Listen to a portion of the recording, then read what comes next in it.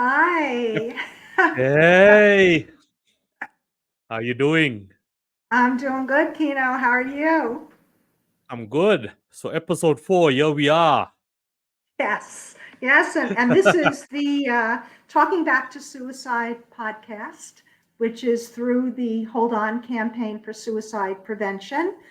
We use the power of art to educate, connect, express, and heal. Yep. I guess by now people already know why we are and what we are to do. You know, Okay. yeah, I'm sure, they get the pitch, especially because, it's uploaded on the YouTube channel, they get it. So, yeah, I'm proud that we've, you know, reached episode 4. We're consistent. We keep pushing. So unfortunately, Right. we don't have a guest. We're riding solo this week. Just us, Hmm. but we got a guest coming on next week. So I guess let's start with your trip to New York. So for all the listeners, we didn't have a show last week.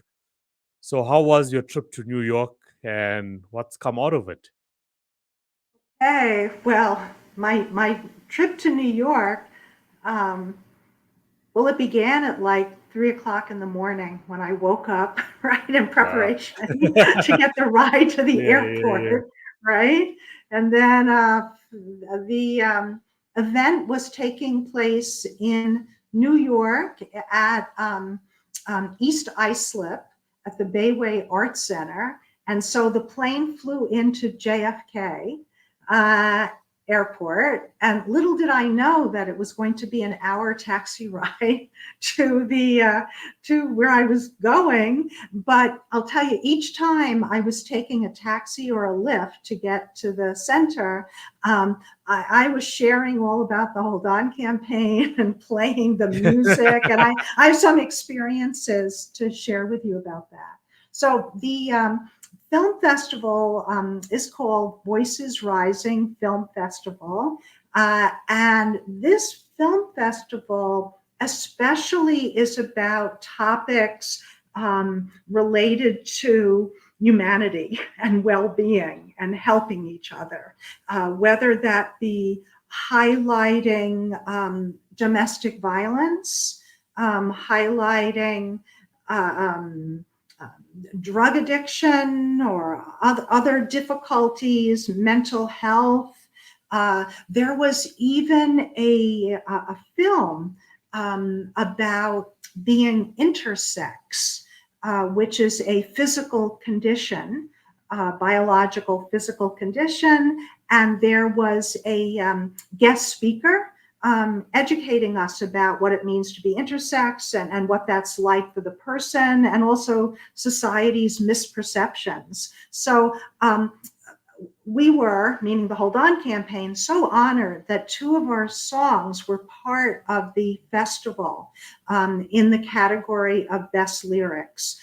One of them was Nice. For You, My Lovely, and they showed the music video, which I have to say has won all sorts of international awards. So I want to give a thank you not only to the singer-songwriter, who is June and July, but to Lucia Martinez Rojas, who's the media design animator.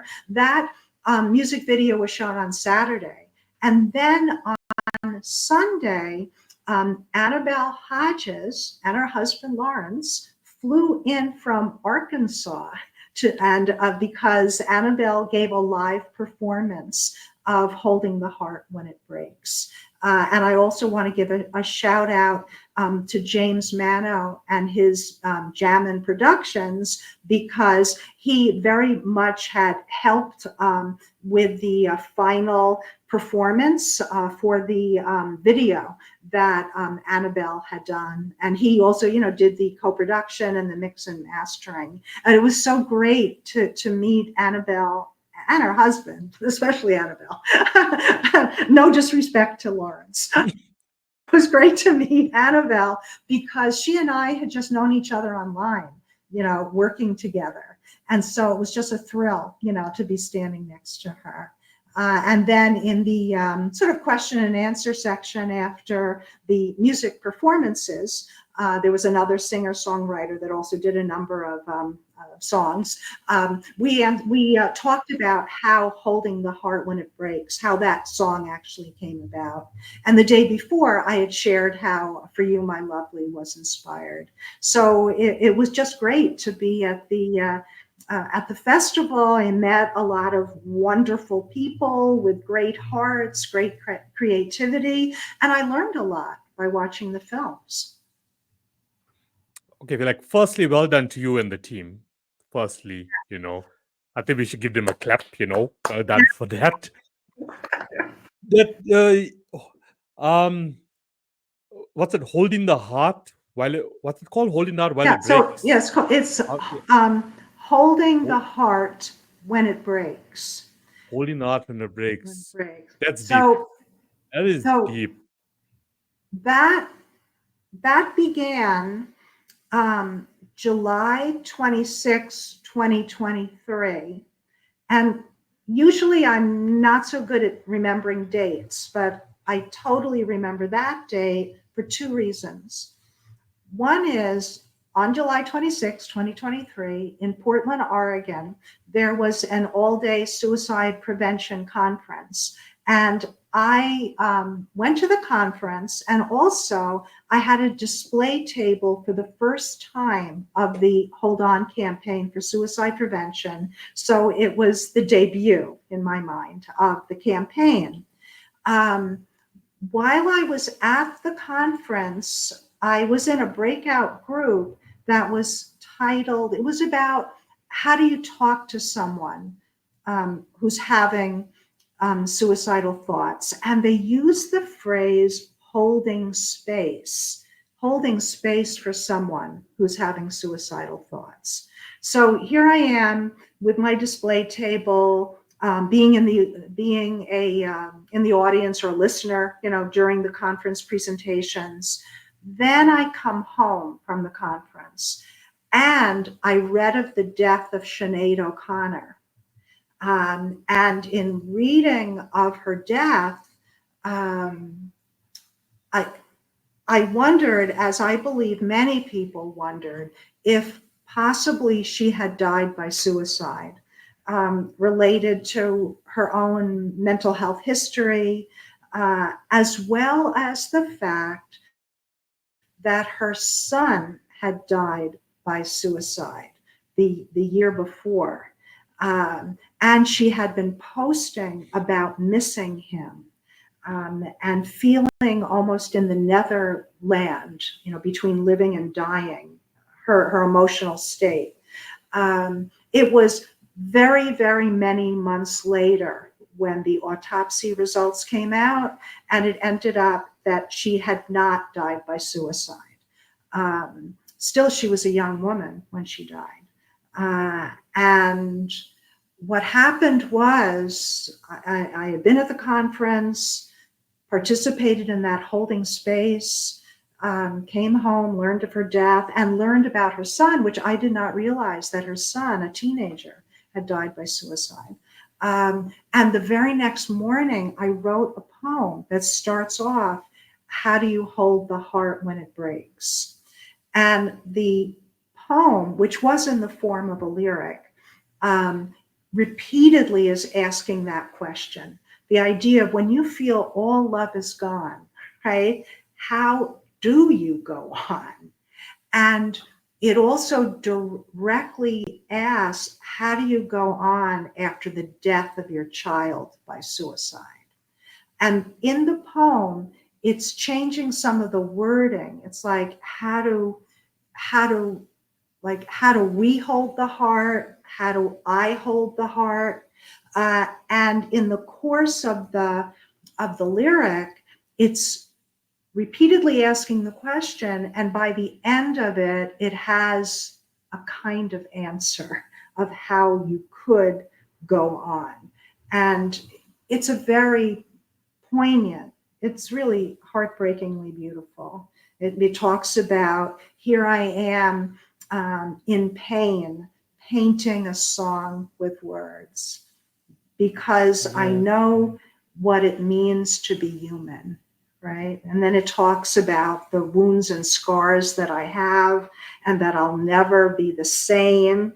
Then it goes on to, but with you in my heart, I can live on, right? And then it repeats, how do we hold the heart when it breaks, right? And then there's a beautiful phrase at the end about with tenderness, gentleness of grace, and with all the tears and love in the world. So that was the poem lyric that I wrote. And then I looked on Upwork, a freelance site, to find a singer-songwriter. And just fortunately, Annabelle Hodges applied for that. And as soon as I heard her ideas for the song, I just knew that she was the one to do it. And she explained at the Voices Rising Film Festival how, as she was reading the poem lyric, she could hear the song in her head that was to be composed. And she said that had never happened to her before.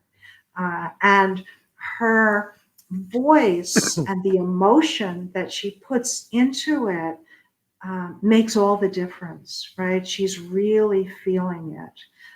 And then with James Mano's contribution, it's like a one-of-a-kind, beautiful song. And I remember with the phrase that goes, that with you in my heart, I can live on.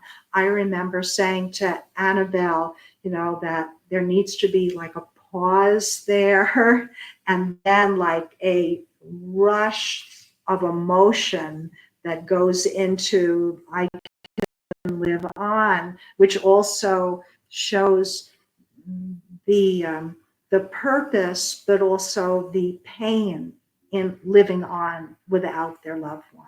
But they're still going to live on in memory of them, right? And with their love, the love that they have for their loved one, and the love that their loved one still has for them.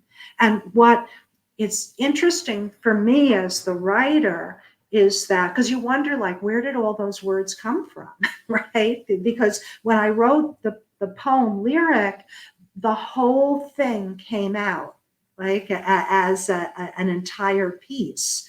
And then I think there probably was not one edit, or maybe one edit to the entire thing.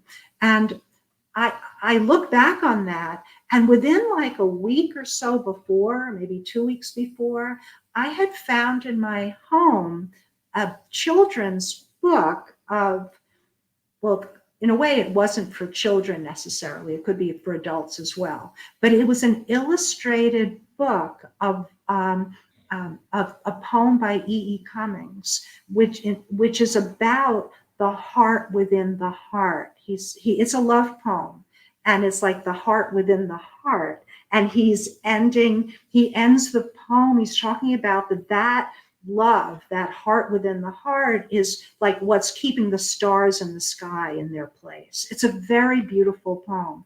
And the illustrations are of a mother and a child. And I had found the book in my house, which I had misplaced and just relocated it just by chance. And I believe the memory of those words and those pictures must have been sort of in my unconscious when I was writing the poem lyric, because it's all about the heart, right? It's always about the heart. Like, even if you leave, suicide as, like, if you put that like aside for now, like in society today, just being like in a relationship and say you really become so attached to someone and you've fallen in love with someone and then it doesn't work out, it's even harder, at that point to hold the heart together. And then it leads to you actually doing like, negative stuff with your life, substance abuse, and that alone, leads to suicide for you.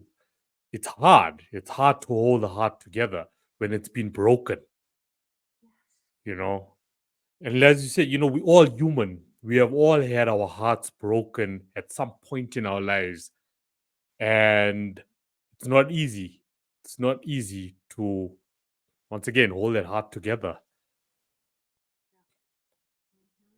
Like, so, like what I, the notes I wrote down for today, I wanted to also like recap, you know, with the two guests that we've had. And I look at like Anelfi, okay, the first one, when she was talking about like toxic marriages, holding the heart together also, it connects there as well. It connects there as well because, oh, like, it's when you go through something, you like really don't know how to like really explain it. And I was like just recapping on what she was talking about, and now listening to this about holding the heart together and being in that toxic relationship. I want to like touch on it on today's episode because I've been through another similar situation in the past week where I came across someone who attempted to commit suicide. It's like what I like what I mentioned to you 2 weeks ago. The more we getting into this, the more I'm experiencing real life situations. So you get someone who's attempted to commit suicide. They go in for the treatment and so on. They try to get themselves together. It's a psychiatrist and it's medication. But because they're in a toxic relationship, so they come out of the facility, they still seeing the psychiatrist, but because they're still choosing to be in their toxic relationship, they're not really resolving the issue about why they wanted to commit suicide in the first place. And this was a real life situation that I experienced throughout the last week, that I wanted to bring up on the podcast. Where do they actually get that strength from? Because in this situation, and what I love about this podcast is we're going to bring real life situations. We have someone who attempted to commit suicide, comes out of the facility, still on medication, and because they're still choosing to be in their toxic relationship without um, accepting that the reason I wanted to commit suicide was because of the toxic relationship. I come out, I'm still in the toxic relationship. And the first thing I do when I come out of that relationship is I'm consuming alcohol, and this is a real life situation of what's going on. And no matter what I could do or what I could say to put common sense into the person about where the problem is, where the root of the problem or the issue actually is, they're refusing to listen or say that this is it. So like I was recapping on like her story about the strength she actually found to actually leave, and she wanted to do it because of her children. There's parents today that just don't do it. So now there's this big question mark there in my head, and on this is what's next. What's next? Because the end of the day is, and what this person told me is, I want my daughter back. I want my daughter back. But how are you going to get that when you refusing to get out of that toxic relationship after that was the cause of you wanting to commit suicide? Where does it go from there? That's playing a mid. Where does it really go from there? Because the way where this is going to go is it's going to happen again. It's going to happen again. You're going to attempt to commit suicide again. And it's like something, you need to look into it, like get that strength to leave that relationship. It's not so easy, as it is Oh, for Delphi and other people out there. you know, acceptance can be one of the hardest things, meaning when we accept something, it doesn't necessarily we approve of it or think it's right, right? But we kind of accept the reality that something is happening, that it's real, right? That Yeah. yes, this relationship is not a healthy one, or this relationship is a dangerous one, or accept the idea that if something doesn't change, it usually stays the same or possibly gets worse. That level of acceptance, because or the idea of the acceptance of there's a problem and I need help, right? But until we can accept that, it's very unless we're underage and we can be brought into treatment, you know what I mean, by a parent, or you're admitted to a hospital even though you don't want to because you're acutely dangerous to yourself. But apart from those situations, we have to make our own decisions, and sometimes we're not making the best decision, which is sad and scary. Because you're right, to go back to the same situation, it's like walking back into the fire. Of course, Exactly. you're going to get burned. Something is going to happen because inpatient treatment, counseling, appropriately prescribed medication, those can all be of help. And we also need to be able to be in a safe, nurturing, caring, respectful, not dangerous environment. Plus, we have to make sure that we're not drinking alcohol, and doing drugs as well, because they're going to affect our mind, our thinking, plus interaction of those substances with psychiatric medication can also potentially be dangerous as well. And a person coming out of the hospital, let alone they're going back into a toxic relationship, a person, surprisingly, in a way, you think that when a person is discharged from the hospital, like they're not at risk of attempting to take their own life, which is the better way now. Rather than saying committing suicide, the verbiage now is took their life or ended their life, rather than committed suicide, because it's felt that using the word committed kind of allies with committed a crime, committed a sin. So we're going to use more non-blaming, neutral language. But anyway, a person coming out of the hospital for the first couple of weeks is actually at increased risk of killing themselves, which is all the more reason to have safeguards, put in place, right? And going back into the idea of acceptance, meaning a recognition of reality, whether we like the reality or not, whether the reality is justified, like that should be happening, right? Maybe it should not be happening. But if it is happening, we need to be aware that, you know what I mean? What is. And I'm thinking about what is the, even like with the 12 steps of Alcoholics Anonymous, right? The very beginning of those 12 steps is talking about the acceptance, right? Like I can only control the things that I can control, right? And the idea of accepting a problem and then going for help. But I can appreciate that you're very worried about your friend, right? And your friend's mother is worried about her, right? Because she's at high risk for hurting herself again. Yeah, and hurting everyone else around. Like, people don't want to really accept. And I think there's also this fine line in between, they can say, okay, no, I'm with the person because of love, but is it love or is it dependence? Like what I see a lot in society also, and I had another conversation with someone else, when it comes to domestic violence, right? So, like with the police, like in South Africa, and I'm not sure, possibly other parts of the world, they don't take like gender-based violence and domestic violence too serious anymore. Not because they don't want to do something to resolve the issue, but it sort of becomes like a waste of time, because if domestic violence is going on, 90% of the time is when the police do come, when the authorities do come to address the matter, the female never wants to lay a charge because of that love. But I don't think it's love, it's more of dependence. I'm dependent on this person because they support me financially or whatever it may be. So I'm willing to take the abuse. But then the result of taking that abuse is I'm going to commit or attempt to commit suicide because of the abuse. Then it's also the support structure.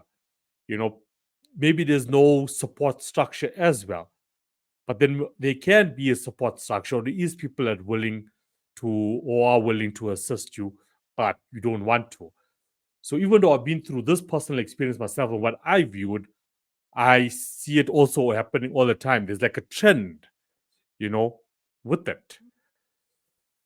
Yeah, So, I where do we stand? I don't know the statistics around, this difficulty. Um, but I do know there probably are instances too that the woman is afraid if she's going to report the abuse, that the partner is going to become even more violent. I also want to say there can be um, what female on male abuse, although that's less common. There can also be male on male and female on female abuse as well. Um, Yep, but yep, I yep. but I think that sometimes with the idea of acceptance, sometimes a person, and I'm speaking in general, not only maybe in a domestic violence situation, sometimes we think, I've put in so much time to this situation, right? That I don't want to, and this may be unconscious, that I don't want to admit that it's not working out, right? Yeah, Um, yeah, and so we stay around a longer and longer and longer, almost justifying, right? It's almost like being, I don't know if this is a good example, but it's almost like being at a slot machine and you put in so much money, right? And you're just thinking, well, the next time I'm going to hit the jackpot. I can't leave now, right? My luck is going to change, right? But sometimes that acceptance I think, can have to do with that. If I admit that it's not working, that I can look back and just say, oh my God, it's been a waste of time. And I've wasted years of my life. And somehow we are in denial and we don't want to say, have a clear recognition of sort of like, well, the past is done. It's over. The only time I have is now and the future. That hasn't happened yet. I have a chance to make a yeah, change now. So let me not focus on the past. Let me look at what's in my best interest at this point in time, right? And also yeah, um, to accept something. As I said before, it doesn't mean that we believe that it's right, Or I'm thinking of a poet. Writer, an artist that I know, Starlet Swan. She's going to be a guest on the podcast, hopefully sometime not so far away. Starlet has complex regional pain syndrome, which is considered to be one of the most painful physical illnesses that one can have, and has even been called a suicide illness.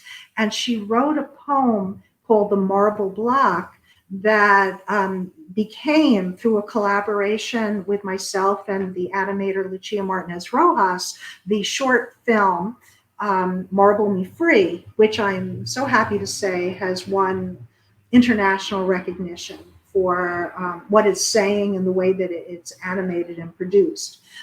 But in that poem, she's talking about fighting against the reality of the illness. And once she was able to accept the fact of having this illness, again, not that it's right that this happened to her, but when she was able to recognize, yes, it's here, then she was able to reclaim her power to live her life the best way that she could, right? So that idea of acceptance can go in so many, directions. And is a powerful skill to develop, to be able to instead of getting angry or depressed on a very simple level. It's like we had yeah, a yeah, plan to go on a picnic and now it's raining. How do we cope with that? Are we going to get mad at the yeah, weather? Are we going to get mad at the weather man? Are we going to not go on the picnic? I mean, are we going to make other plans? Are we going to make it into the best day that we possibly could? That's a silly example of acceptance, but I think also can illustrate that we can use our problem solving and creative skills to, what do they say, like to make some version of lemonade out of lemons, right? Yeah. This sort of like goes back to our conversation with Maria, about accepting the darkness, accept the darkness, accept that there is, a problem out there. So I think anything anyone listening can take away from what we are trying to get across to you now is that you are in control of the situation. Okay, so even though you are so you may have accepted, look, there is an issue, and in this case now, a toxic relationship that has resulted in me wanting to commit suicide, consume alcohol on a daily basis because I'm trying to numb my heart, numb my mind. You can make that change, but it's on you. It's on you. Stop being We scared. can't change the other person. Yeah, Right? exactly. You're We can't right. change We the can other person. only look to ourselves. Yeah. So it goes back to, okay, I'm scared to report my abusive partner because my abusive partner may do something to me that could end my life. But if you don't do anything, you are going to end your own life. So you're going to get the same result out of it, you know. But it also comes down to, there's a lot of people, I think, I'm also like one of them, where you have so much hope in humanity that you just keep giving chance after chance after chance because somewhere, somehow you think, okay, no, that person is going to change. Things will get better. But there has to be like a threshold on that. There has to be a threshold on that sooner or later where, look, enough is enough. Enough is enough. You need to focus on, what's your strength, what's your capability. But also what happens in these toxic relationships, the other person like really brings you down to a state of mind where you think you're absolutely nothing as well. Yes, And that's where more absolutely. dependence comes in. So there can be that, put it in quotation marks, but Yeah. like brainwashing. The person Yeah. is just being assaulted in their body, mind, and spirit, right? And you're Yeah. right, they may feel worthless or they may feel they don't Exactly. deserve something better. Yeah. Also, in domestic violence situations, the partner may purposefully be isolating the other one from other people, right? And we need other people, especially people that care about us, right, to help us think clearly. That's why support groups, right, of people that have had some similar experiences can be so helpful because they've been through it too and they came to the other side and they can shine a kind of bright and healing light on the person who's still stuck in the middle of it. Because what you brought up, is so important. Their has become so toxified by everything that the other person has been telling them, which they start to believe is true, right? Yeah. Yeah. Yeah. Now this is because common cases, and just clarity, to all the listeners. I know this is a podcast that's dedicated to suicide, but why we're bringing up all these issues is because all of this leads to suicide. We try to get to the root of it, and where you can actually start saying, okay, wait, look, before I get to the end and it is like me going to commit suicide, let me start making the changes now. Yeah. People need just to I, believe in themselves enough and their strengths and their qualities and that you are here for a specific reason. And whatever you think you may be dependent on the other person, look, even if that person is financially supporting you, and that's the reason you're actually staying in the relationship, are you look, saying maybe financially supporting? yeah, using Yeah. financially now as an example. So if Yes. you are financially supporting me, and I'm dependent on you for that, that's why I take the abuse from you.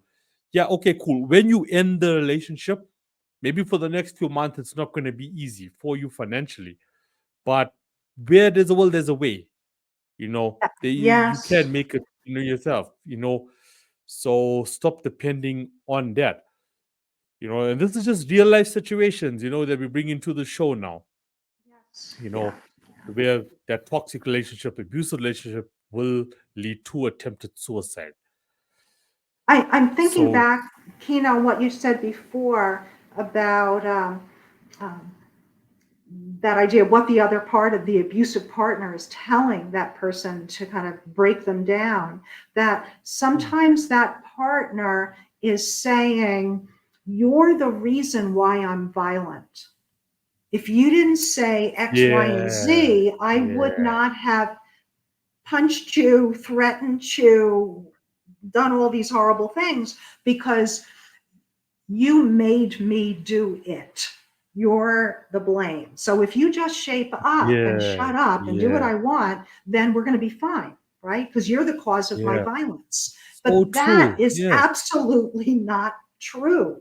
Each one of us is in control of our own behavior, right? And yeah, I can't make you do something, right? If you are assaulting me, hitting me, whatever I've said or done does not mean or justify or make right your being violent towards me. Um, and so, again, the person who's in that violent, toxic relationship, um, they need to reach out for help, right? mm, Their life in so many ways is in danger, right? mm, Who they mm. think they are, who they believe they are, the hopes and dreams they have for their life. If they're a parent and their children are being exposed to this, their children are learning all sorts of inappropriate, wrong ways that we treat each other. A person could be at risk of taking their own life. There can be murders that happen Yeah, in domestic violence situations. There can be murder suicides that happen in these types of relationships. People can also be either beforehand or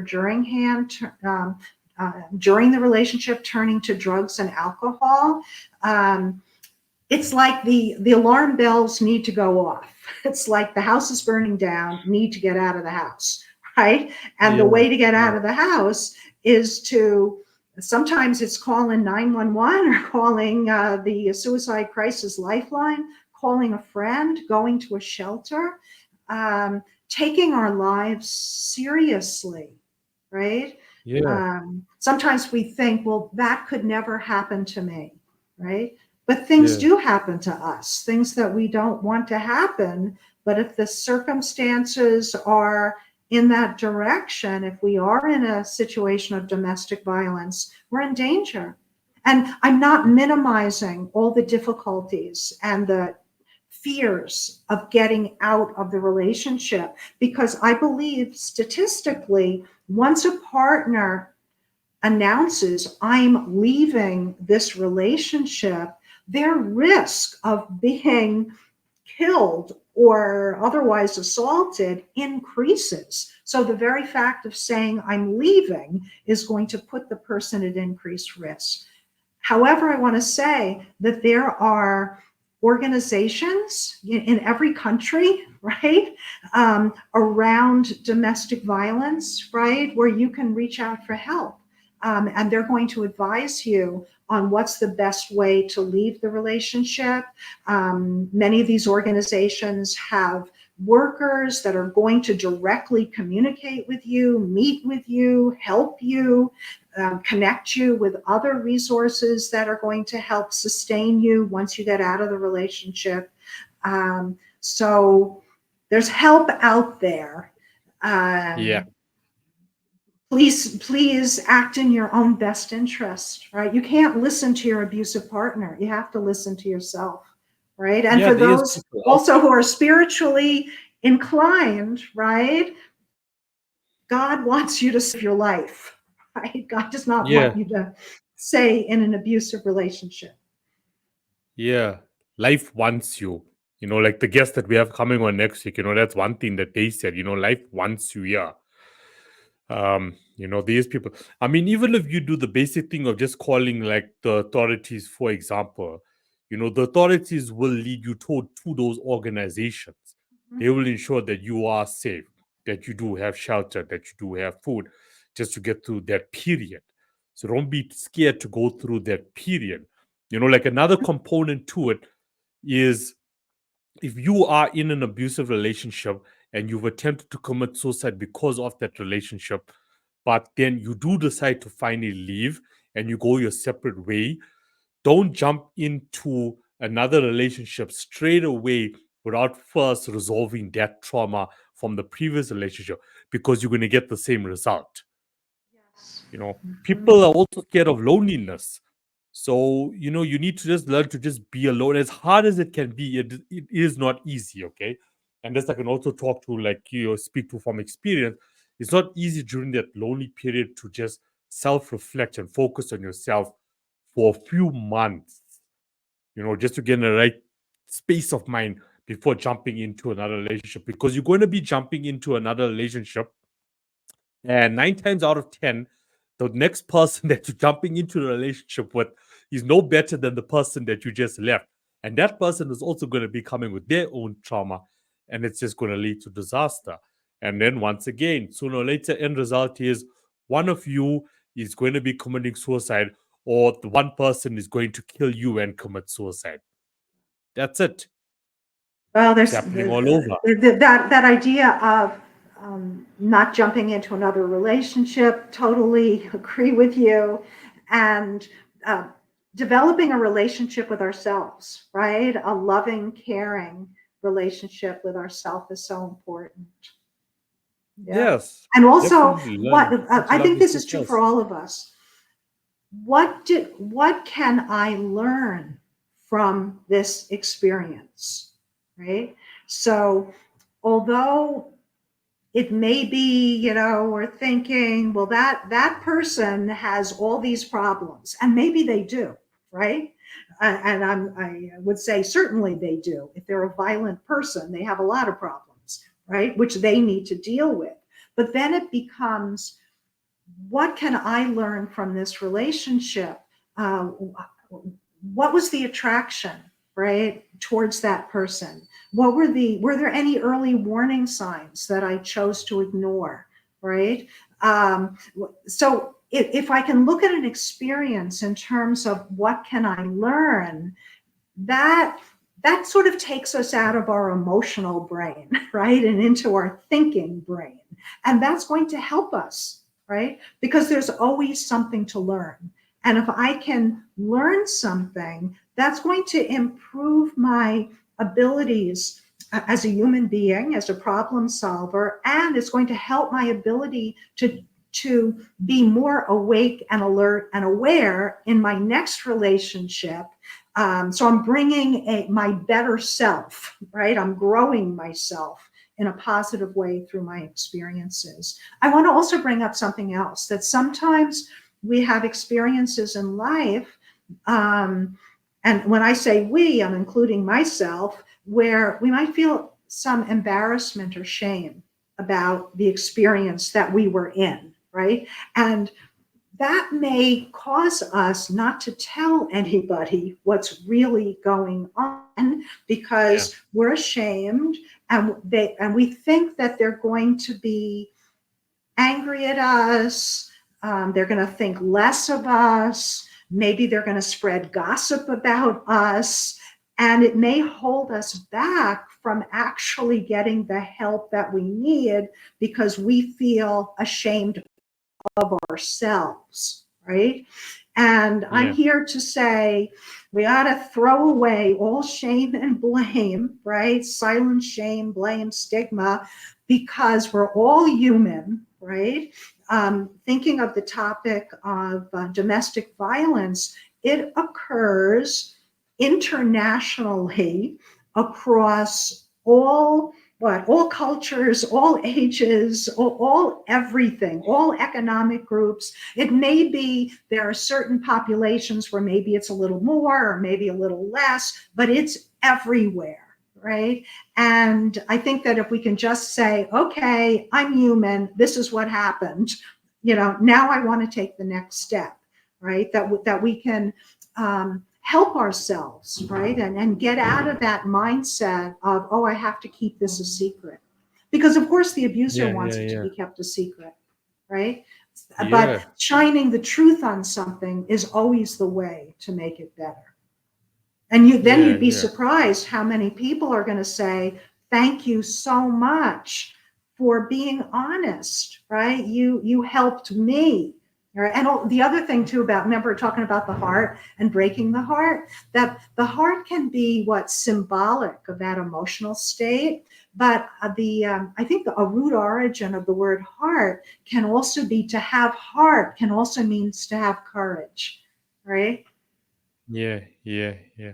I mean, look, we get into relationships these days to people can come up with different reasons, but to fill some sort of gap, and to have a companion, to always have someone there that's going to have you, but also just to bring you happiness each and every single day. So if someone is not bringing you that happiness each and every single day, that is a red flag. You shouldn't be in that relationship at all. Especially with 80 to 90% of the time, it's just darkness. You need to make that call for yourself to say, look, you know what, enough is enough. you know. And as I said, there's a lot of things I say here is from personal experience. You just keep hoping things change, and it can be like in a relationship, it can be with friendship as well. But sooner or later, you just realize, yes, okay, things are not changing, and this is just going to lead to disaster. Lead to disaster. So, like, I've loved what we've done here today, where we've actually just like going deeper into the roots that lead to suicide. Because like how we started off the podcast also, like, which is so important, like your military veterans, like what they go through. you know we on in when we have like our solo shows, we go deeper into it.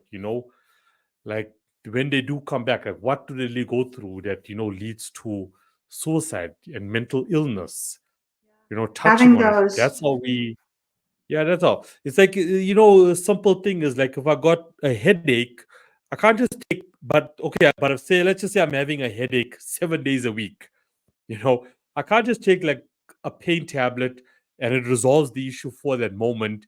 And then in a few hours' time, I got a headache again. I need to go to the root, about yes. why I keep getting these headaches. So it's the same thing that applies with suicide as well. Let's get to the I'm, roots, and I'm if we can thinking, resolve the roots. I'm thinking, your example of having the headache where, if you're having that repeated headache, thinking about, well, is it part of some other illness that I'm having? Yeah. Am I dehydrated? Am I not getting enough sleep? Do I actually have migraine headaches or cluster headaches? Or when's it time to get evaluated? And if it's not getting better, even after I've sought help to get a second opinion on headaches, as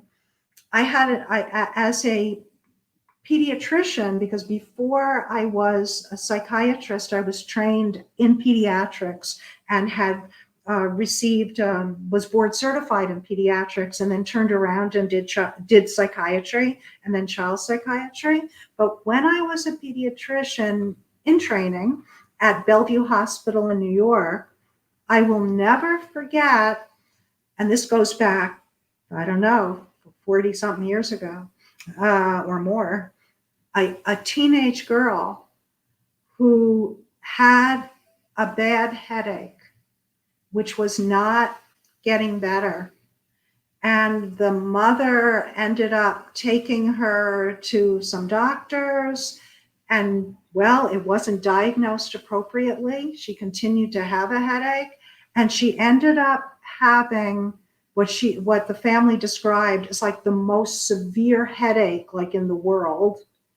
She had a brain aneurysm, and a burst blood vessel, in her brain, right? And she ended up being in the ICU, right? So let alone talking about, warning signs of trouble in our life, whether that's relationships, suicidal thoughts, psychiatric illness. If anybody out there is having severe, terrible, unending headaches, please get medical attention, right? Because Yeah, these are yeah, all warning signs that something is not okay, right? And it's not that we should just wake up in the morning going, okay, I am a person who has headaches. I guess that's just me, right? I will continue to live with headaches. No, it's like there is a headache. This is not normal. I need to get help. And if I'm not getting the appropriate help, then I'm seeking additional help, right? yeah, Because yeah, your yeah. life is important. I mean, we have to advocate for ourselves, and parents need to advocate for their children. And in this complicated world, if we're not getting the help that we need, then we need to advocate with other people, more voices go up the ladder in terms of getting the help and the rights that we deserve. Yeah, no, 100%. Just ask for help. You know, our message here today is just ask for help. Kino, So, I was thinking that I wonder in school, right? Maybe even it could be elementary school, and maybe there should be a little bit of a course in high school, right? There should be a little bit of a curriculum about asking for help, right? mm, Maybe there should be like an assignment, right? Of, I don't know, 10 times that you asked for help for 10 yeah, different things. And what was the experience like for you and the other person? Because sometimes I think we like to offer help, right? Like in a good way, it makes me feel that I'm useful, that I have something to share and contribute. But looking back, and again, I haven't been in school in a long time, but I never had any class assignment. Maybe people verbalized, ask for help. Asking for help is a strength, right? Not a weakness. But I think it would be a good idea to have some actual assignment about asking for help, because then it normalizes it and puts it in like a group framework. There's a car noise in the background. This is real life. I hope that it no, stops blaring 100, soon. no, 100%. We need to get that trending now, ask for help. But we see it happening, all over the world with different topics, where people are actually speaking up about certain things, especially in this era of social media. More is coming Mhm. to light. The moment one person hashtags, you know, maybe we'll use gender based violence in this example, Yeah. then you just see other people just like, okay, cool, yeah, I'm also a victim, I'm also a victim, I'm also a victim. Yes. Yes. That's Like how we the resolve me it. too. There should be a hashtag Yeah, ask for yeah, yeah, help. yeah, me too, yeah. Yeah, exactly. That's what we need. So, Mhm. listeners, don't be scared to ask for help. I know this topic was mainly around, toxic relation, gender based violence, because these do lead to suicide. But just speak up. That's all you have to do. Stop being afraid. Just speak up, wherever it may be. Even if it's a work colleague, stop being tough. Being tough isn't going to get you anywhere. Speak to a work colleague, speak to a family member who you can really trust. It can be a random person, a random person. These days, you can come across a random person, but because maybe of that spiritual energy about, or how this person actually speaks or goes about life, talk to that person. You never know where it can lead you. It can actually get you out of the situation you're in Yes. before it's too There late. are online forums too that people can Yeah, comment on and get feedback from. yeah. I mean, even if you want to inbox Diana or inbox me, do it. Uh huh. We it doesn't have to be okay. We haven't met each other in person before. Hold on campaign. Send a message. I don't mind Yes. if you go to my personal Facebook page and you're like, yo, Kino, what's up? I'm in this situation. Yes. Can you assist me here? Yep, that's why we're here. We're not just here to come on every week and, we chat to each other and we give our personal advice, opinions, and we bring in real life situations, and we talking back to suicide, how we can prevent it further. You know, even if there's no show, you're more than welcome to reach out. That's why people like us are here. Absolutely. Yeah, the You know, Hold On and campaign has a Facebook page, and also on the website, which is www.holdoncampaign.org. There's a contact, page where you can send a message. Right. I wanted to yeah, circle back to the very beginning with the Voices Rising Film Festival. I shared with you how I was in the taxi and getting lifts, right, to go back and forth to the festival because I didn't lease a car, right? So I was using a lot of transportation, and I was sharing the music each time and saying, "Oh, I'm at the film festival." And there was one gentleman who was driving the Lyft car, and he was from, I believe, East Africa, and he shared that when he was a teenager living there and his grandparents were raising him, that very tragically his grandfather died by gunshot and that had shot himself. And the grandfather was missing, or they didn't know where he was, and there was almost like a search party looking for him.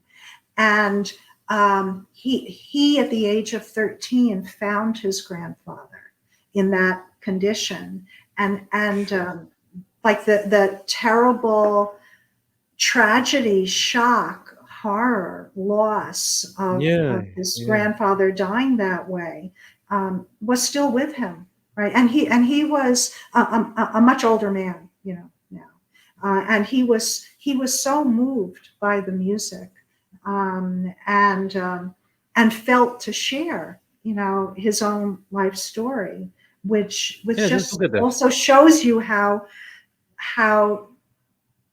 I don't like to use the word common, but how pervasive that loss is by suicide. yeah.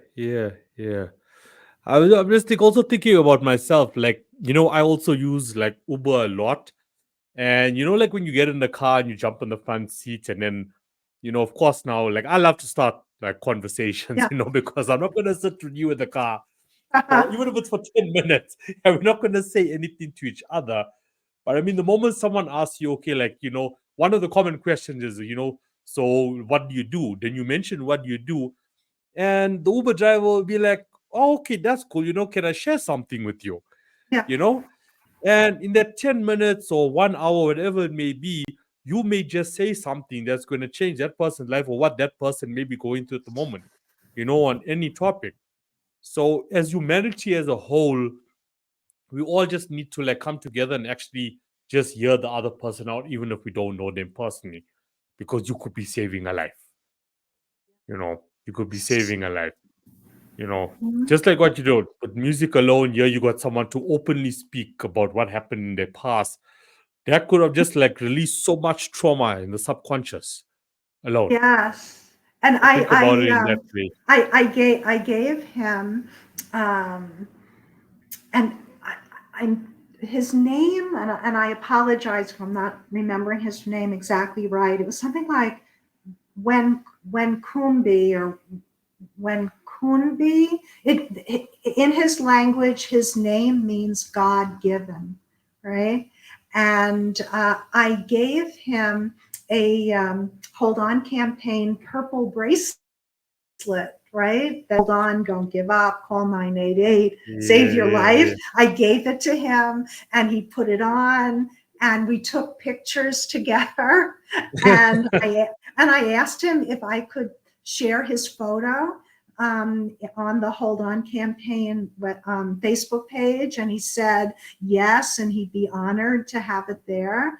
And I just felt that, like the friends of the heart can be made anywhere and anytime and any place. And I felt that he and I connected that way. Yeah. No, that is so true. So yeah, I mean, this was a very critical topic that we touched on today. Very critical topic. You know, there's another component to it, but I want to leave it for next week with the guest that we have on. Also, like what we inherit in our DNA that makes us, end up. I'm going to use toxic relationships again. Mhm. So if our mother was also or father was in a toxic relationship, or grandparents, we sort of inherited that, in our DNA. Mhm. So we Yeah, think it's sometimes in okay. our So quote DNA, but also in our environmental DNA, almost like the yeah, air that we breathed as we were growing up. Yeah. yeah. So say also an example would be like, say if someone close to me, or say my mother, my father committed suicide, in my subconscious, if I'm going through something in life right now, for me to commit suicide seems okay because it happened in my family as well. We have cases like that, you know. So yeah, but I mean, we're gonna leave that, for next week for that, and we'll Yeah, I'm go looking into the forward to next spirituality week. of it all. Yeah, and now you brought up spirituality in today's conversation. So I mean, next week, will be like more into depth with it and how spirituality can actually help you. you know so yeah, I mean, to conclude once again, to anybody out there listening, any part of the world, if you are in a situation where it's gender-based violence and you feel that there's no way out, there is a way out. So before it like just escalates and leads to you wanting to commit suicide, stop at this point right Yes. now. If you're listening to this, there's help out there and you can get past it. Kino, the other day, I thought of some words I want to share with you. Well, one word, and I like to a little bit play with language. The word like having a breakdown, right? Like Yeah, you're gonna have a nervous breakdown. You're gonna break down, right? And I wrote down the word breakdown, and then I thought to myself, no, like don't have a breakdown. Break it down. Break it yeah, down. yeah. So break it down into what the problem is, right? If there's like an overwhelming problem, we're totally overwhelmed, right? That can make us so anxious or depressed or angry because the problem is just gigantic, and maybe it is. We feel like we're going to have a breakdown. If we could just break it down into smaller components, right? Then Yeah, there's a yeah, way out. So my parting words also, picking backing on what you said, is reach out for help and don't have a breakdown. Break it down, right, into yeah, smaller components, because there is a way out, right? You don't have to kill yourself, yeah. to find a way out or a solution or get out of the pain.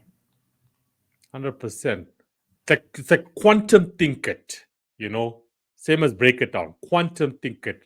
Write the first sentence down and just start going smaller, smaller, Yeah. smaller till Hmm. you get to like that one word where okay, that is where the real issue is. Yeah. And I And it can can do, even be, I can do this, right? Maybe I can't do yeah, everything, but this one thing, even if it's a little tiny thing, if it's a step in the right direction, even if it's a baby step, it's going to take me where I need to go. yeah. Start with, why did I want to commit suicide? And right on the first thing that comes there, and then you just like And then you take have it to down, take it challenge down. those Yeah. thoughts and call up a friend, right? Or contact that suicide prevention lifeline in your country. Yeah, 100%, 100%. So yeah, cool. I mean, is there anything you would love to conclude with? No, I think I'm just glad to be in conversation with you, Kina.